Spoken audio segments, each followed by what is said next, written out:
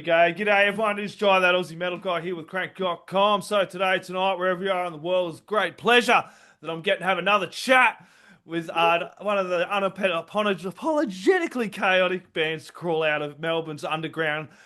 I was fucking mispronouncing it like a typical Aussie bogan. So, cunt squad, I think is how it goes. But for us Aussies, we call it cunt squad. Back in 2022, they stumped onto the scene with their self-titled debut tracks like Necro Nightmare, Gods of War. I did chat with you guys probably around 2 years ago. It was exactly. Now in Yeah. 2025, they've doubled down on everything filthy absurd with their brand new album, Satan's Cock. And I should have probably put a language disclaimer on it, but everybody fucking knows who watches mine. With cuts like Piss and Purge, Genital Dismemberment Bot Cult. Bot Fuck me, Cult. Bot But Cult would but be good. Fuck me, Jeebus. And your mum sucks crack in hell. in This hell. is a brutal yet calculated slab of crusty death chaos joining me again. And a new addition here, we do have Necronomicon. Cheers, guys, for joining me. Hi. Cheers for having us again. Absolute bloody pleasure. This new album definitely feels a lot bigger, nastier. It still has those real crusty elements into it, but it just feels like yous have grown and evolved and pushed this out. What was the vision behind writing this slab of chaos?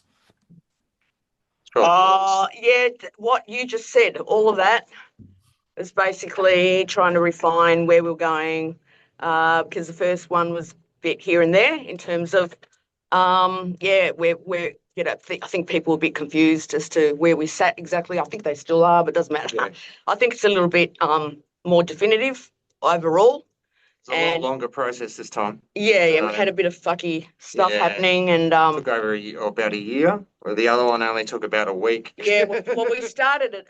We started recording, probably a year before. We actually started again, so we kind of started twice.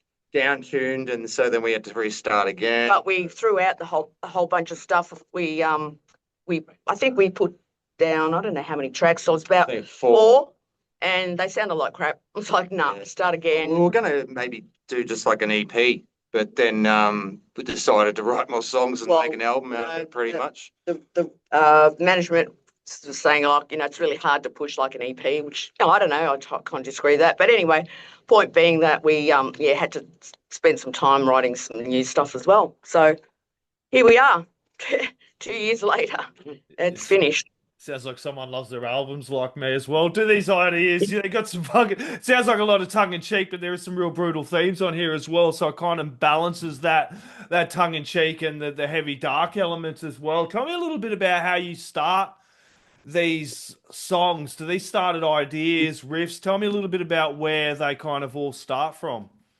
A bit of both, I think. For me, it's I usually write riffs first and then sort of put titles or words to it. But this time around, it was a bit of both. Like, had really gnarly sort of titles and ideas for what the themes were, and then put the music to that.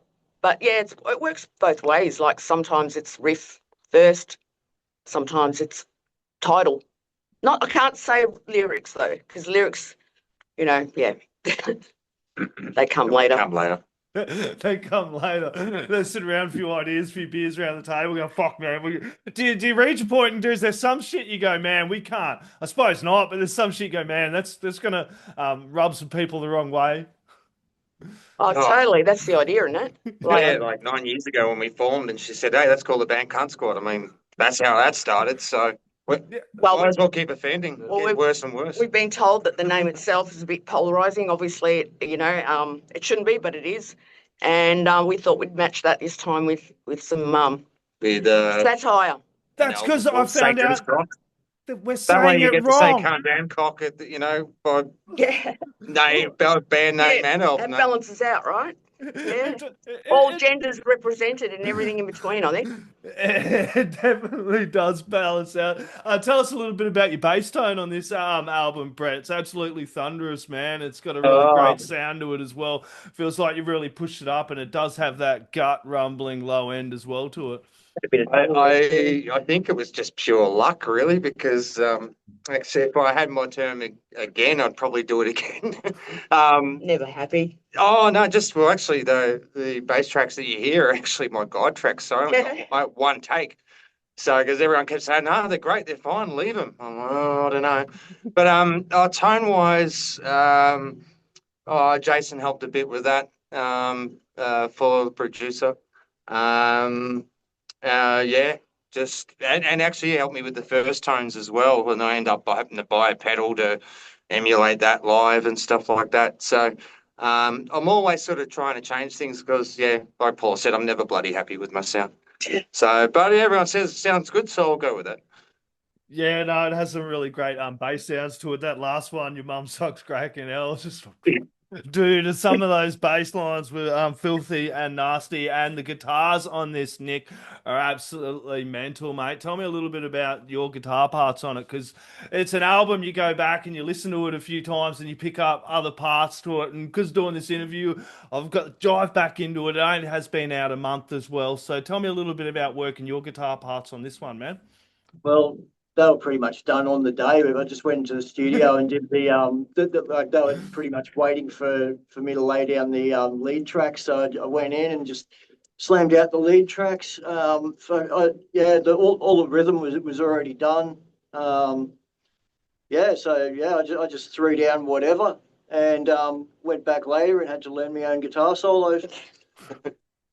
And there's almost like a blackened atmosphere as well to some of your guitar playing as well. Tell me a little bit about that, pulling that influence as well out. Oh, I've been playing metal and black metal forever. And I'm a spur of the moment kind of person. I used to just, always ad lib solos. King of improv. Yeah, I just To this day, throw it down and then pick it up later. not guaranteed to hear the same lead break as you hear in the record, that's for sure. Yeah, Depends what night you get him on. Yeah. I can mix it up, but yeah, that's just the way I've always played guitar. Just throw it out there and just as metal as fuck. The black sort of riff stuff is also because I threw that in there when I was writing it. I wanted to really get up those people's asses, to be honest, because it's all freaking too serious and I'm done with that shit. Gatekeeping's not my thing.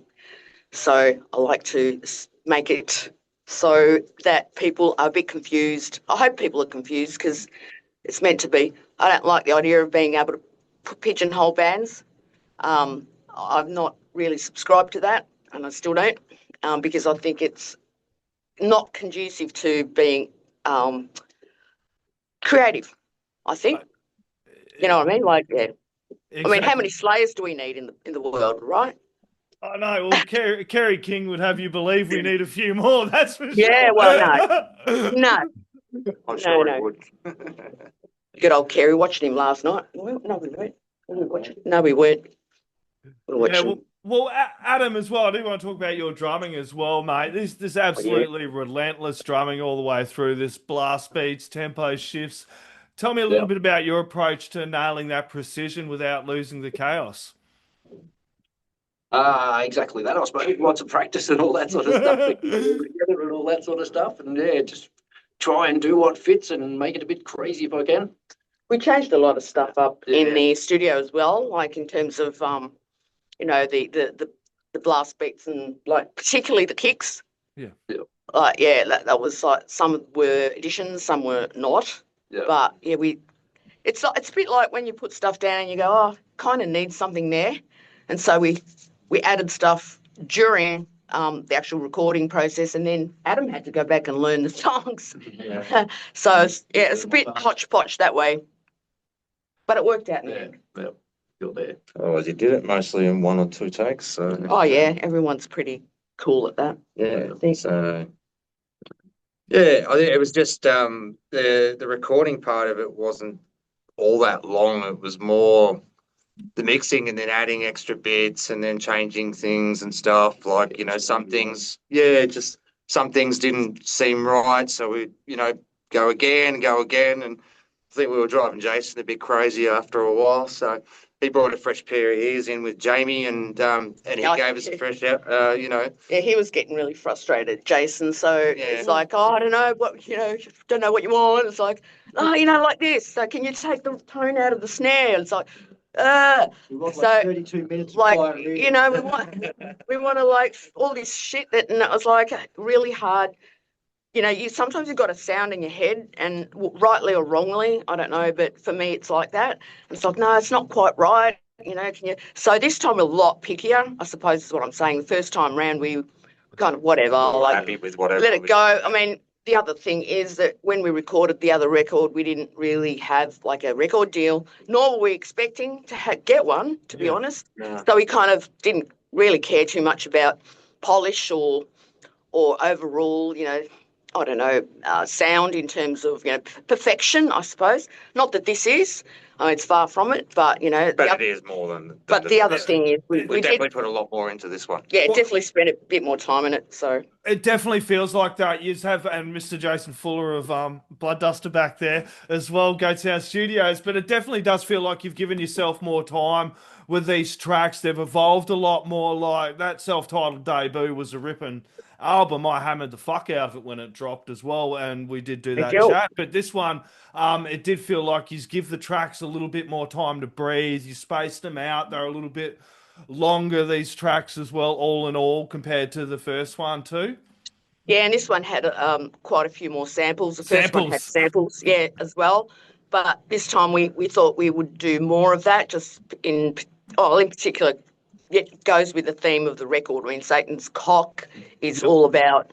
There's a darkness to everything that there's on there, but the frivolity is just highlighted by the fact that the pieces. From Bill Hicks. It's a Bill Hicks. Most of it is Bill Hicks. I'm not sure if people have heard of him, but he's quite a dark comedian, and he does a whole piece on Satan's cock. And so therefore we thought it was appropriate to include some of those samples. Of course, we fucked around with the sound, with his voice a bit, and did backward stuff and The backward everything stuff that typical metal bands would say is, oh, so metal. So yeah, but we did the same, and basically it's all to highlight the satire, which is Satan's cock. I love the use of the fucking samples. Was that a conscious decision? Did you know that when you made these tracks that go, man, we're going to have the samples, or did you make these tracks and go, fuck, we need some samples or something to bring this all together?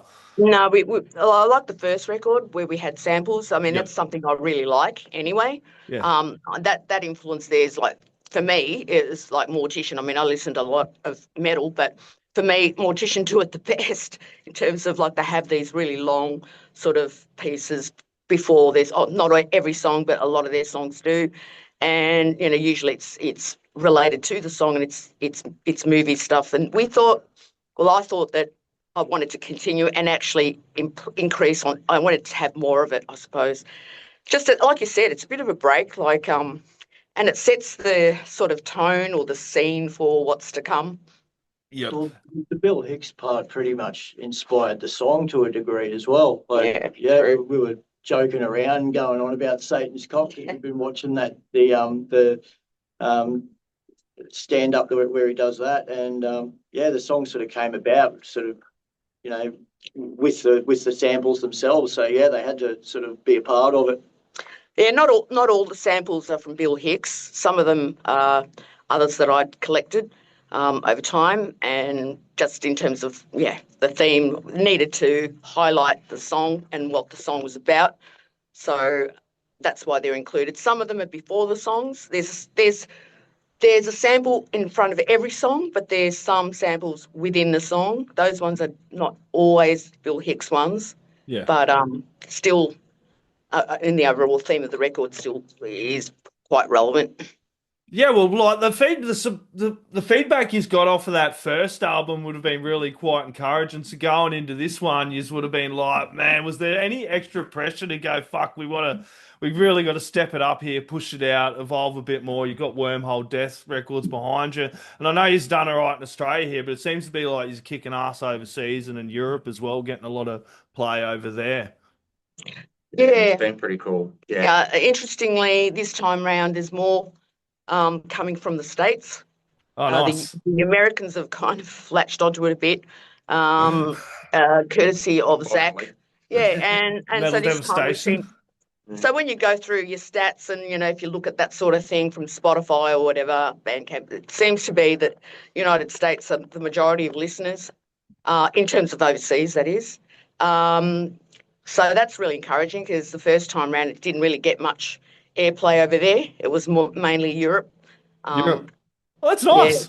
That's pretty fucking cool. The Yanks probably like, yeah, at least we can walk around saying "can't" now. Like, Yeah, I think they're still a bit precious about cunt and cock. One of them, I did an interview the other night, and it was like, I didn't think I'd ever say that word. Like, I think there's still a bit of, I don't know, angst around particular profanities.